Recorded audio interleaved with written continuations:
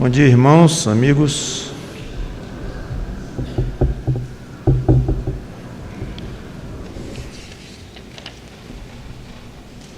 Vamos a Êxodo, capítulo 19.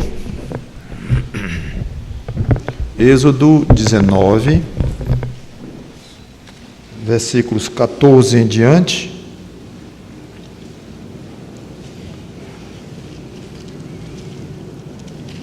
Estamos no pé do Monte Sinai. Moisés já tinha estado no monte 2 vezes. Agora ele obedece a Deus quanto a uma ordem que recebeu na segunda vez em que estava no monte, dizendo para o povo se preparar, que Deus iria descer sobre o monte. Já falamos nisto. Então ele volta, desce e faz então o que Deus mandou. 14 a 19, Êxodo 19, diz assim: Moisés, tendo descido do monte ao povo, consagrou o povo e lavaram as suas vestes, como Deus havia orientado. E disse ao povo: estai prontos ao terceiro dia, e não vos chegueis à mulher. Orientação de Deus. Ao amanhecer do terceiro dia, houve trovões e relâmpagos, e uma espessa nuvem sobre o monte, e muito forte clangor de trombeta, de maneira que todo o povo que estava no arraial se estremeceu.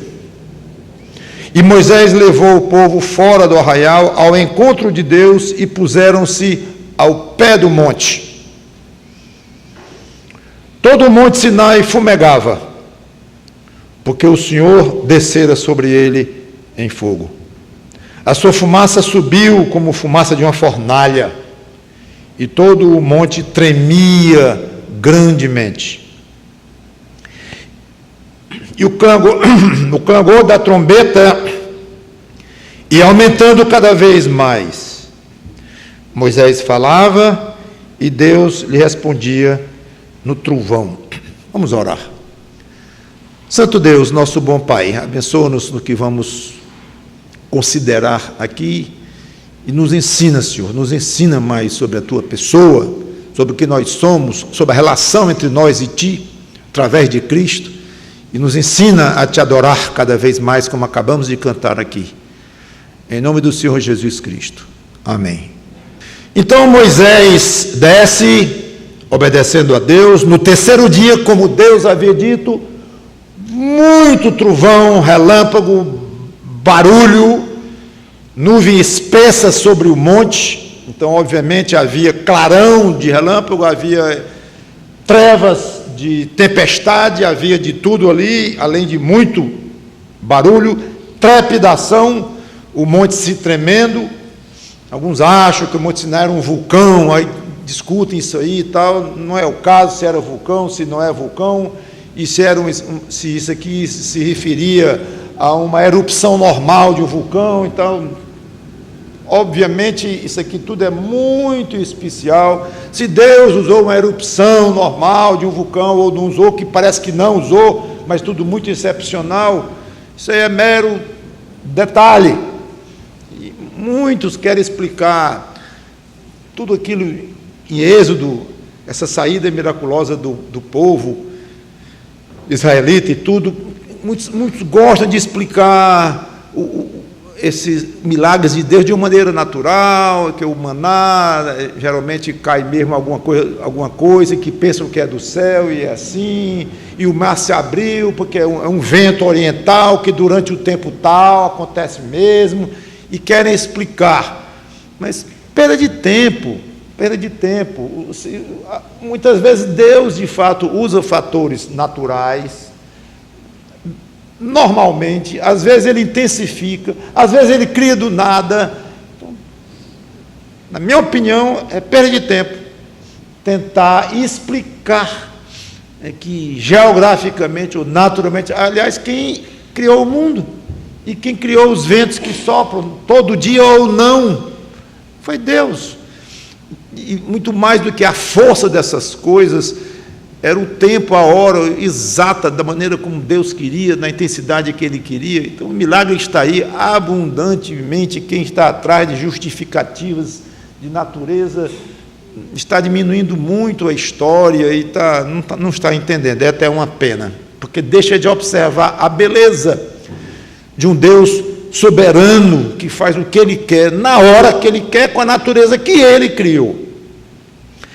Então, o próprio Senhor em fogo, ou no meio de fogo, estava descendo ao monte, na própria presença dele. Não saberíamos explicar isto de uma maneira absolutamente natural, como é a composição molecular do que era visível como Deus, tudo miraculoso, mas real, absolutamente concreto, no sentido de que estava, de fato, acontecendo, e que, de uma certa forma, a presença de Deus, que Ele anunciou que iria ocorrer, estava ocorrendo ali, naqueles momentos.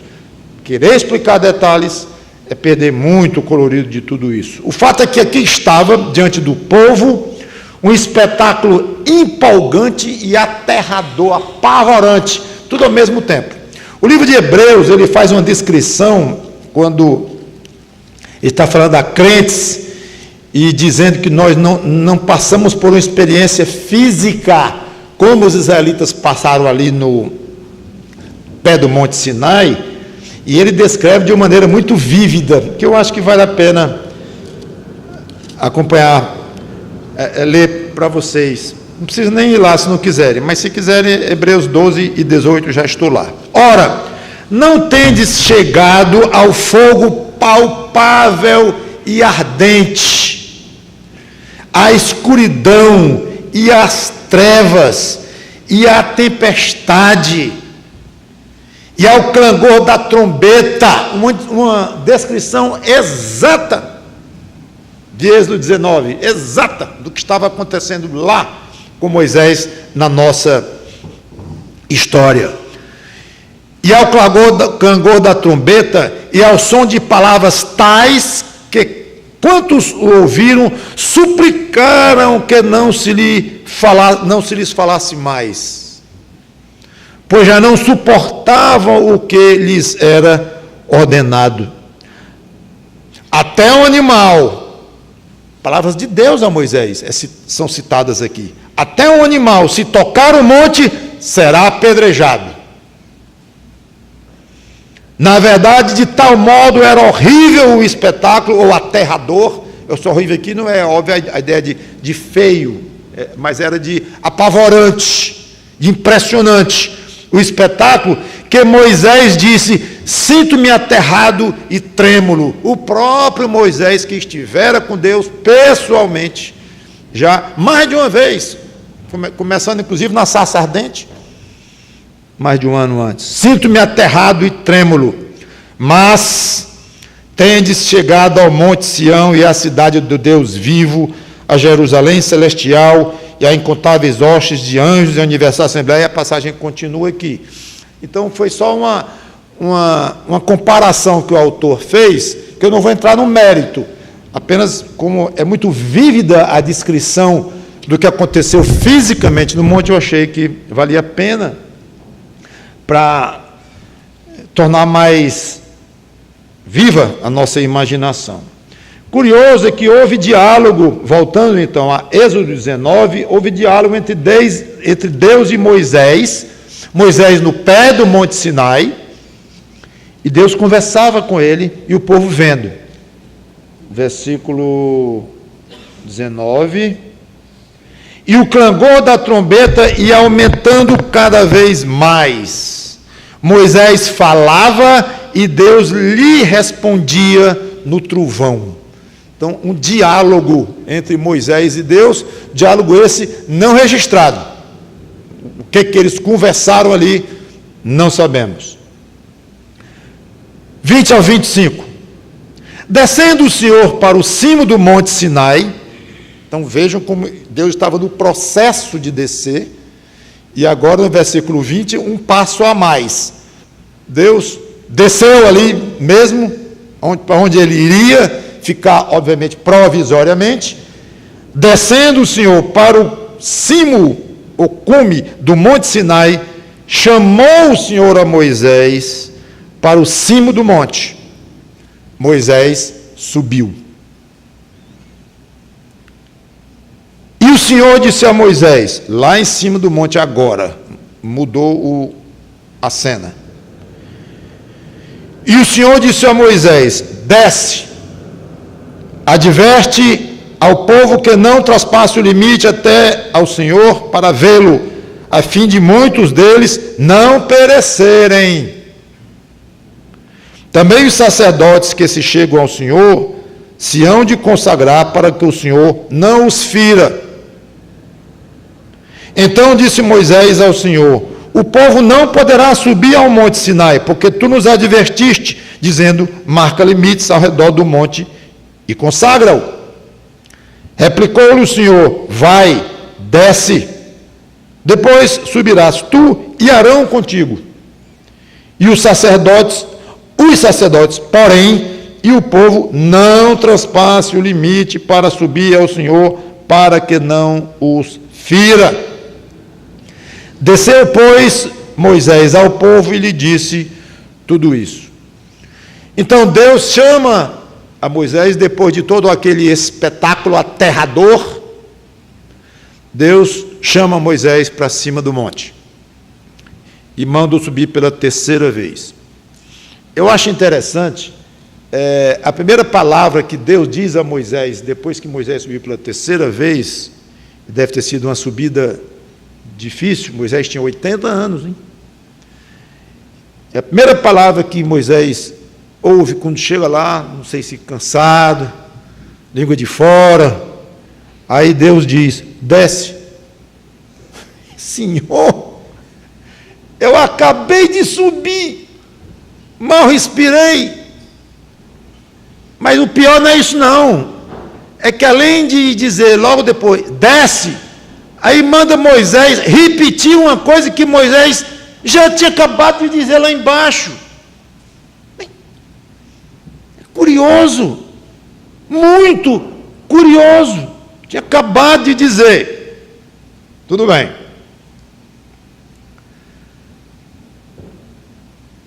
Moisés, de uma certa forma, ousadamente, lembra a Deus, Senhor, não precisa eu dizer mais não, porque eu já disse. Tu esqueceste? Essa parte Moisés não disse. Mas é muito curioso. E Moisés tinha acabado de dizer ao povo exatamente aquilo, porque Deus tinha mandado, o mesmo Deus. Deus não dá a menor satisfação a Moisés. Simplesmente insiste. Desce, Moisés. E diz para o povo. Aí depois que você descer e disser para o povo, você vai subir de novo. Senhor, essa subida aqui foi inócua. Inócua quer dizer, sem muito sentido. Porque eu mal cheguei, já manda eu voltar, dizendo a mesma coisa que já disse, e depois que disser de novo, eu vou subir de novo. Não tinha carro. E agora uma novidade, você vai trazer Arão. Quando vier pela quarta vez, você vai trazer seu irmão. Eu fico perguntando aqui, antes disso, a passagem, o que fala de sacerdotes aqui, que os sacerdotes se consagrarem, é a passagem difícil que não temos uma resposta certa, porque não existiam sacerdotes ainda, a lei de Moisés não tinha sido criada. Então, os sacerdotes eram cargos contidos na lei de Moisés, mas não tinha. Então, há algumas sugestões, talvez primogênitos entre as tribos, não se sabe muito, anciãos, é outra ideia que se dá também, não se sabe exatamente por que o termo aqui, porque não existe ainda o sacerdócio levítico, não tinha sido instituído ainda. Mas certamente Moisés entendeu ali no contexto, na época. Quem gosta de detalhar mais a sua relação com Deus e utilizar exemplos bíblicos, aqui tem algo interessante para pensar e explorar um pouco. Embora não tenha resposta clara, mas podemos tirar algumas conclusões. Moisés foi meio atrevido com Deus. Ele precisava dizer aquilo para Deus. Senhor, não precisa eu dizer e tal. Negócio absolutamente óbvio que Deus se lembrava. Foi Deus que mandou ele dizer a primeira vez e tudo. Alguns podem até achar, acho que foi da carne de Moisés. Todos nós temos nossos defeitos. Foi um defeito mesmo e todo mundo tem os seus e foi. Pronto. Opinião. A Bíblia não diz. A minha é um pouco diferente, pessoalmente. Eu não creio. Pelo menos Deus não deu o menor sinal de que se chateou, não gostou daquele comentário de Moisés, e muitas vezes Deus diz, quando ele não gosta, ou manda o autor da Bíblia dizer que Deus se irou e coisa desse tipo. Talvez o fato de estar com o próprio Deus, conversando com Deus, ou com a manifestação da presença de Deus, deu naturalmente uma certa intimidade de Moisés com Deus, o que é natural, mesmo uma intimidade guardadas as circunstâncias, mas deu. Estava ali, como os apóstolos adquiriram uma certa intimidade com o Senhor Jesus Cristo, claro, com a presença no dia a dia, falavam das coisas, estava quente, estava frio, e vai chover, além dos ensinos da doutrina e tudo, das lições pesadas, obviamente havia um dia a dia com ele e tal, que dava uma certa intimidade natural, uma relação natural no dia a dia. Então, eu vejo como natural que Moisés, conversando com Deus, mesmo guardadas, obviamente, as circunstâncias, e o temor e o respeito e tudo mais, mas dava essa intimidade dele fazer assim, conversar. E a Bíblia tem uma passagem que diz até que Moisés conversava com Deus como dois amigos, face a face. Além do mais, era o velho Moisés, né? Lembra? Não, vou não, senhor, eu não sei falar. Moisés, vá tirar o povo do Egito. Eu lhe escolhi, Moisés. Não sei falar. Tu não sabe que eu não sei falar? E foi. Nós comentamos isso quando estávamos lá. Várias vezes que a gente lê, chega a dar uma certa agonia. Dizer, agora Deus vai explodir, não, porque Deus não explode.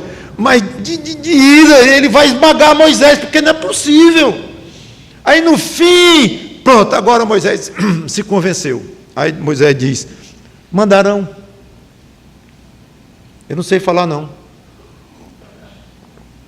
E o Deus disse, vou mandar Arão. Ou seja, era o velho Moisés.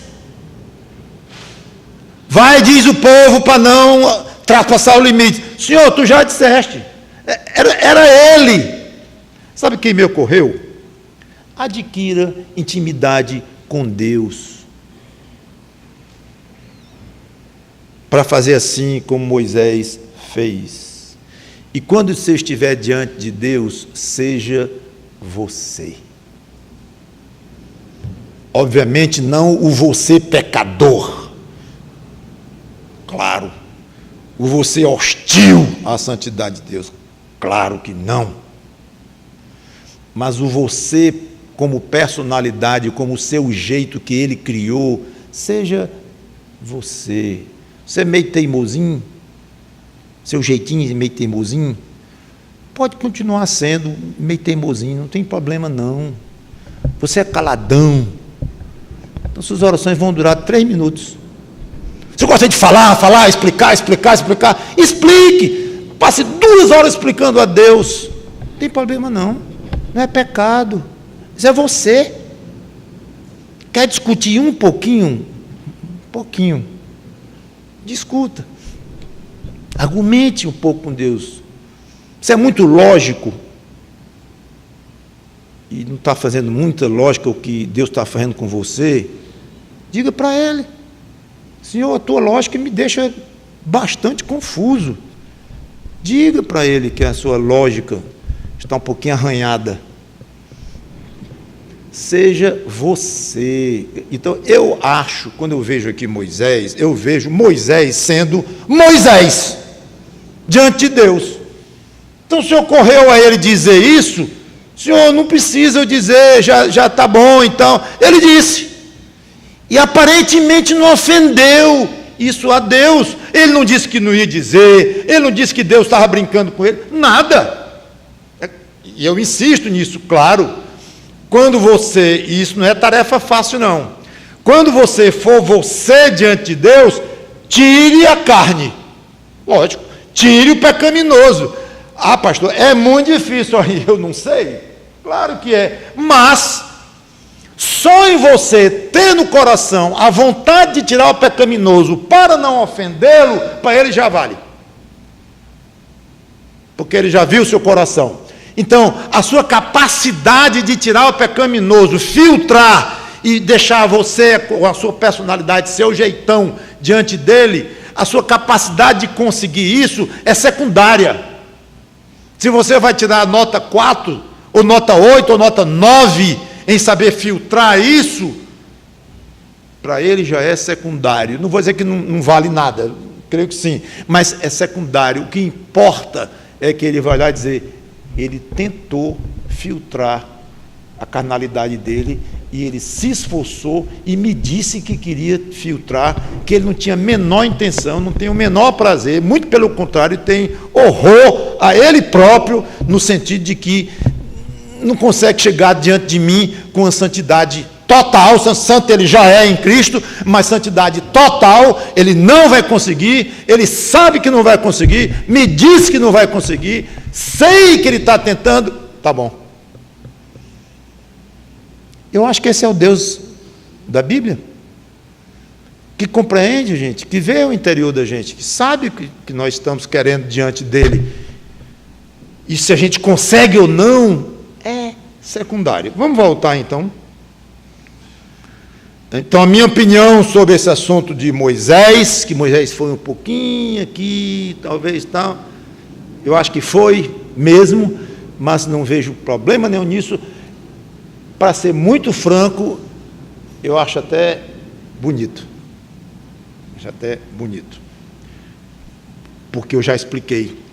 E você ter essa intimidade com Deus. Lembra de Neemias? Ele falava, Senhor, não esquece não, viu? Se lembra disso, para meu crédito. Aquilo é muito interessante. Imagina como era Neemias no dia a dia, devia ser o tempo todinho. Ó, mulher, nunca esqueça que eu me lembrei do dia do aniversário do casamento. Não se esqueça. Deve ter dito aquilo umas 10 vezes para ela. Ele era chegado a isso. Então, certamente, Neemias, simplesmente ali, ele expôs o jeitão dele. Senhor... Não, Neemias foi desrespeitoso, porque admitiu que Deus não tinha memória boa, tinha que lembrar e tal, e Deus precisava muito da lembrança de Neemias, para poder isso, para poder aquilo, e Deus não ia fazer uma justiça muito boa, a não ser que Neemias chamasse a atenção, Senhor, olha lá, e tal. Nada disto, nada. Penso eu acho que Deus pode até achar muito gostoso. O quê? Cada um de nós usar partes da nossa personalidade que Ele criou. Ele criou. Infelizmente, vem tudo embolado, misturado com pecado. Mas se tirar o pecado, ainda fica muito. Aliás, eu vou dizer que a essência da nossa personalidade está lá. Ele criou. O que fala muito, o que fala pouco, o simpático, o tímido, o inteligente, o mais simples, ele criou. Obviamente, ele se agrada que nós tenhamos diante dele uma liberdade de nos expressarmos como ele nos criou, filtrando a desgraça do pecado. Versículo 25. Moisés desceu e falou ao povo. Desceu, pois, Moisés ao povo e lhe disse tudo isto. Depois Moisés sobe pela 4ª vez E Deus fala os famosíssimos, ultra famosíssimos 10 mandamentos. Logo no próximo versículo aqui, e nós vamos ver isso na próxima pregação, certamente. Mas eu quero terminar com uma lição do texto, mais uma. Veja o versículo 12, do capítulo 19. Guardai-vos de subir ao monte, nem toqueis o seu limite, todo aquele que tocar o monte será morto. Versículo 21. E o Senhor disse a Moisés: desce, adverte ao povo que não traspasse o limite até o Senhor para vê-lo, a fim de muitos deles não perecerem. 24. Replicou-lhe o Senhor: vai, desce, depois subirás, tu e Arão contigo, os sacerdotes, porém, e o povo não traspasse o limite para subir ao Senhor, para que não os fira, para que eu não os fira. Não é que eles peguem um mal, uma peste aí qualquer, coisa assim, não. Podia até pegar, mas porque eu vou feri-los, se é por peste ou se é por infarto, câncer, eu vou matá-los. Ou até apedrejado, como ele já tinha até dito mesmo. Mas ordem de Deus. 3 vezes Moisés, em pouco tempo, adverte para que o povo não traspassasse. E é impressionante o cuidado que Deus tem, o cuidado de advertir, a ponto do próprio Moisés dizer, se admirar: Senhor, de novo, porque foi isso que Moisés disse, de novo, e precisa, não já foi dito? Mas ele disse, e é muito bonito ver Deus se preocupando, podemos dizer desta forma, em poupar o povo. Deus não tem prazer em ferir ninguém. Deus não teve prazer em ver Adão pecando e arrastando toda a humanidade com ele. Deus não tem prazer na morte de ninguém. Ele não tem prazer. Ezequiel 18, e agora o meu tempo está um pouco mais apertado, eu vou ler só Ezequiel, capítulo 18, versículo 23.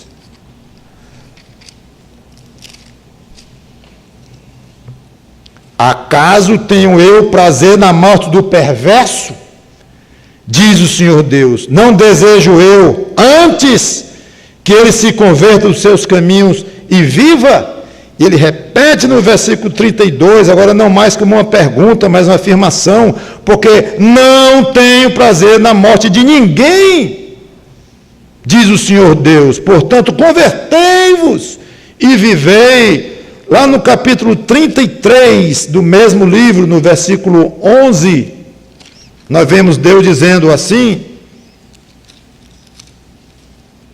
diz-lhes tão certo como eu vivo, diz o Senhor Deus, não tenho prazer na morte do perverso, mas em que o perverso se converta do seu caminho e viva. Lá no Novo Testamento, 1 Timóteo, capítulo 2, versículo 4, 3, 1 Timóteo 2 e 3, isto é bom e aceitável diante de Deus, nosso Salvador. 4, o qual deseja que todos os homens sejam salvos e cheguem ao pleno conhecimento da verdade. 2 Pedro 3 e 9. Não retarda o Senhor a sua promessa, como alguns a julgam demorada. Pelo contrário, ele é longânimo para convosco, não querendo que nenhum pereça, senão que todos cheguem ao arrependimento. Eu entendo que quando lemos isso, vem à mente uma pergunta que não tem uma resposta fácil, uma resposta na ponta da língua, e que nem poderia ter, porque o ser humano não alcança. A resposta, a pergunta, obviamente, é: Porque ele não escolheu todos para se converterem e viverem. Todos. Porque ele não tem prazer na morte do perverso. E não escolheu aquele perverso para ser salvo, como os outros eleitos. Não faça esta pergunta.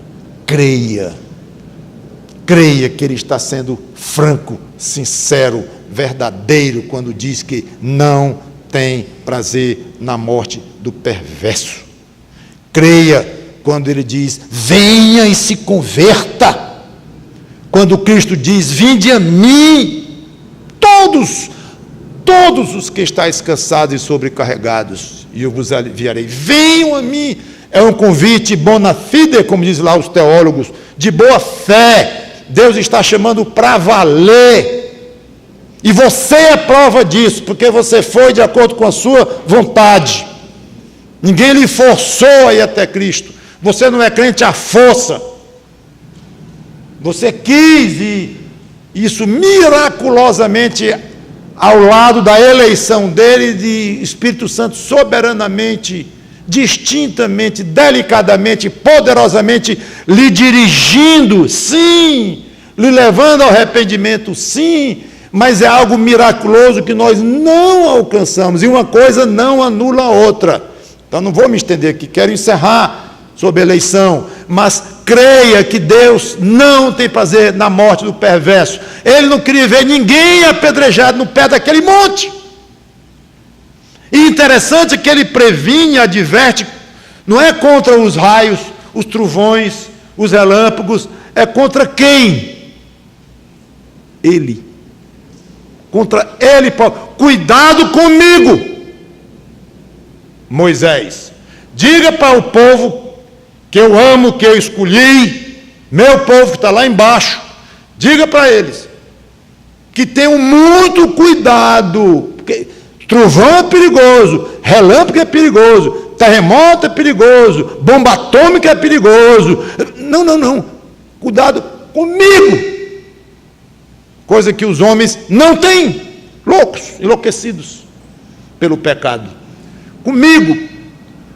Mas está tudo muito contraditório. Não está contraditório. Ele é Deus, ele é juiz, e é um juiz santo, reto, uma questão de autoridade, de santidade. Ele está dando uma ordem: não cheguem perto do monte, além do limite. É uma ordem. Eu sou autoridade máxima, eu tenho que ser obedecida, assim vira um caos a minha criação, que é como o homem hoje. Está aí o caos em tudo que é lugar, e não se sabe mais o que é autoridade, o que não é, tudo invertido. A autoridade não pode ultrapassar, se matar, se ultrapassar, eu mato. A autoridade suprema ou obedece ou morre. E é um Deus santo, que não admite pecado. Um Deus justo, um Deus que tem que disciplinar para aprender os caminhos da obediência. Então não tem nenhuma contradição nisso. Como o pai diz para o filho querido: se cuidado comigo, se você desobedecer, você vai se haver comigo. Muito coerente. Que Deus nos abençoe. E eu vou dizer uma coisa: a gente crê nisso aqui, tão misterioso, tão solene, tão apavorante, tão insondável, tão sobrenatural e tão belo ao mesmo tempo. Não é natural de nós, não. Foi implantada em nós uma fé. Bendita fé. Bendita fé. Nunca ache natural. Crê em Cristo. Não. Se você de fato crê em Cristo, isso foi dado a você de uma maneira totalmente, vou usar a palavra anormal, mas no sentido de contra a correnteza da nossa carne, da nossa cegueira, contra tudo. Aí o Espírito Santo foi, lhe deu uma fé no Senhor Jesus Cristo que lhe permitiu você exercê-la, se arrepender e se converter-se. Então nós acreditamos que um jumento fala, quando a Bíblia diz que fala, acreditamos. Esses crentes são os malucos. Amém. Então, graças a Deus, porque o que está nas Escrituras nós cremos, e a gente vibra com isso. Não tem resposta para muitas perguntas. Não ficamos intimidados porque não temos resposta, encabulados. Desculpe, mundo, desculpe, doutores e PhDs, é porque a gente não sabe responder direito e tal. Aí a gente tenta ajeitar as coisas, grandes erros de cristãos foram querer se dar bem com a ciência, foram querer se amoldar com a ciência, para não passarem como ignorantes, como um povo religiosozinho de conhecimento quase zero, indo na onda de lendas, história da caronchinha, e essas coisas que a Bíblia fala aí ficam encabulados, aí querem se comprometer com o mundo, aí vem um monte de problemas para o cristianismo, em vez de simplesmente dizer, sim, nós cremos que uma jumenta falou, ponto, e que o mar se abriu, ponto, e depois foi pouco mar, pois um rio se abriu também depois, pronto, e naquele Monte Sinai, cremos naquilo tudinho, espetacular, e Deus estava ali, e nós cremos naquilo, sim, e é para irmos à morte com essas crenças, e Deus se honra com isso, e não ache que é uma coisa natural você crer nisso, porque não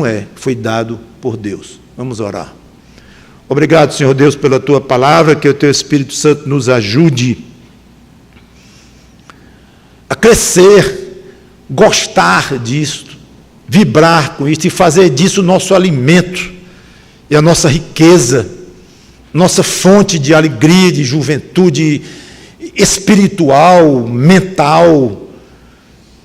Obrigado pela renovação do Teu Espírito dia após dia, em que vamos nos tornando cada vez mais parecidos com Cristo, pela Tua graça. Em nome dele te pedimos e te agradecemos por crermos na Bíblia. Amém.